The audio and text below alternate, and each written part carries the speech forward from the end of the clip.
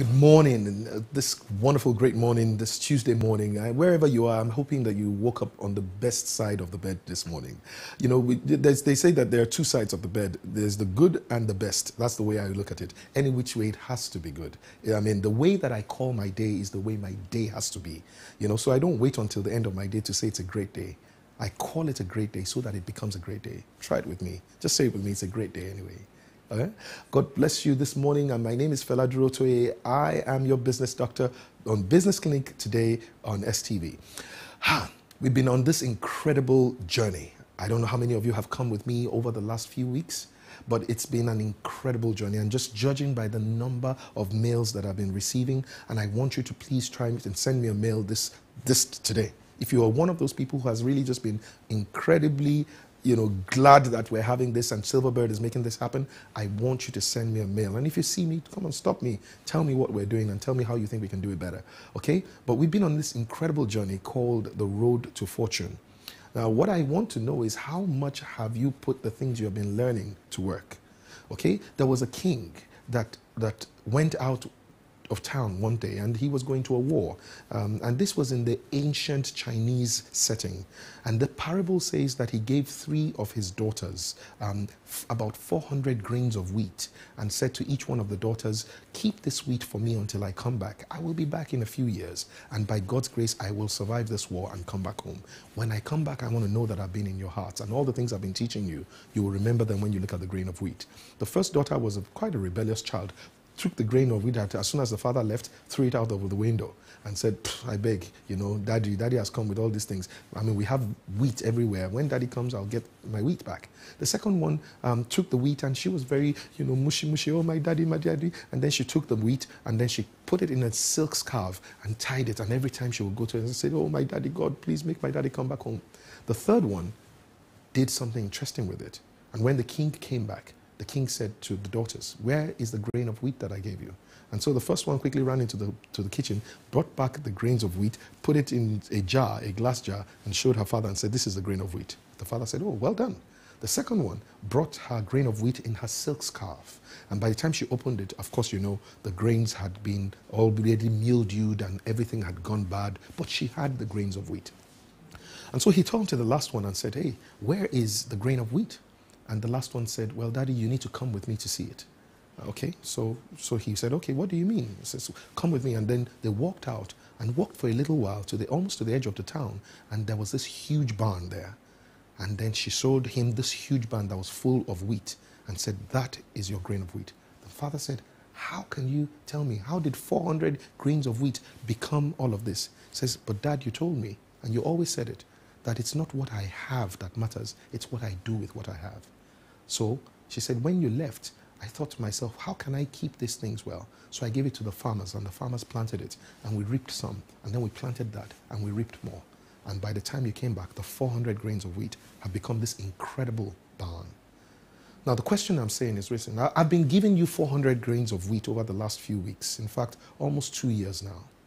Every time I come and I pour myself out, and I give you the wheat, some people see me and say, oh, Fela, it's amazing. I thank you. Thank you so much for your business clinic. I have all the notes. And that's like the lady that came back with the thing in the jar. Some people say, oh, I remember what you said. In fact, it was very incredible. What you said about presentation or packaging. They've lost some. That's like the grains that became mildew. I need you to be like the last daughter. I want you to show me your business card when I meet you and tell me that it was because of Business Clinic that I started my business. I want you to show me how your business has grown and tell me that my business was doing 5 million naira per annum, but because of Business Clinic, my business is now doing 50 million because we are on the road to fortune. I want you to tell me something. Tell me a story that is real and how this thing has built you. Okay? So today, I'm going to use the last few minutes to teach. Okay? So what am I teaching about today? We've talked about passion, find your passion. We've talked about your personality. We've talked about finding a problem that you can solve with your gifts. We've talked about finding the people who have the problem. We've talked about making sure that you develop a product with which you can exchange the solution. We've talked about packaging your product because packaging enhances the value of the product. We've talked about finding a platform. Today, I want to talk about the presentation of your product and your value. Now, remember that a little earlier we had done a series called the Service Excellence Series. And so the details of what I'm about to say is all I'm going to just summarize. That, listen to me, no matter how good your product is, no matter how well packaged it is, it must be summarized. It must be presented in a way that makes it memorable to the user, to the buyer, in a way that they want to enjoy that memory again and again and again. Now, hear me. Every time you deliver your service or your product, you must present it in the best possible way. You must be the one that presents it with enthusiasm. You must present it with joy. And when I say you, don't forget, it may not be you that actually serves the customer. It may be your front desk officers. It may be the people that your salespeople. It could be your marketers. It could be the guys on the streets who you don't necessarily even interact with. It could be your company that is interacting with another company. For instance, there's Coca-Cola or 7-Up. Let's say, for instance, they don't actually do the sales on the streets. But what you've got to do as an organization is make sure that you train the people on the streets so that every time they sell your product, they still make the presentation in the best possible way that gives the memory and the experience that the people would like to remember again and again. If I were to ask you this interesting question, would you be able to answer? Very simple. If anybody were to enjoy your product or your service, how long before they forget that they even came across your product? Many people say to me weeks after, Fela, I remember what you said about 2 months ago. That means whatever I did 2 months ago is still staying with them.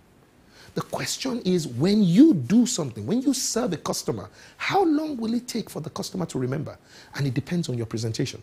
You can have a really good product, but you present it in a bad way.